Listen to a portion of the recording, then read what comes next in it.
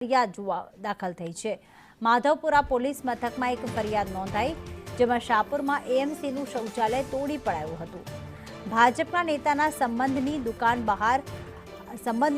બહાર આ શૌચાલય હતું, જેને તોડી પાડવામાં આવ્યું છે। અજાણ્યા ઈસમો સામે માધવપુરા પોલીસ મથકે ફરિયાદ દાખલ થઈ છે। એએમસીનું જાહેર શૌચાલય તોડી દેતા ફરિયાદ નોંધાઈ છે। અમદાવાદ શહેરમાં ભાજપના વધુ એક નેતાની દાદાગીરીનો કિસ્સો સામે આવ્યો છે।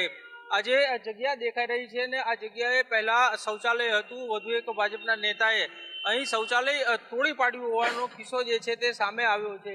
આ જે દુકાન અહીં ભજીયા હાઉસ દેખાઈ રહ્યું છે, આ શાહપુર વોર્ડ ભાજપના જે પ્રમુખ છે જીતેન્દ્ર પરમાર, તેના સંબંધીની આ દુકાન છે ને થોડા સમય પહેલા જ આ દુકાન જે છે તેના દ્વારા ખરીદવામાં આવી હતી અને ત્યારે અહીં પહેલા શૌચાલય હતું, પરંતુ ગંદકી થતી હતી, દુર્ગંધ આવતી હતી અને તેના કારણે શૌચાલય જે છે તે વગર મંજૂરીએ તોડી પાડવામાં આવ્યું છે। આ સમગ્ર મામલે અમદાવાદ મહાનગરપાલિકાના જે અધિકારીઓ છે તેને જાણ હતી, પરંતુ આ અંગે કોઈ કાર્યવાહી છે તે અત્યાર સુધી કરવામાં આવી નહોતી અને હવે તંત્ર જે છે તે સફાળું જાગ્યું છે અને હવે આ મામલે કાર્યવાહી કરવા માટે થઈ અને જાણે કે ઉત્સાહમાં આવ્યા હોય તે પ્રકારની સ્થિતિ છે તે જોવા મળી રહી છે।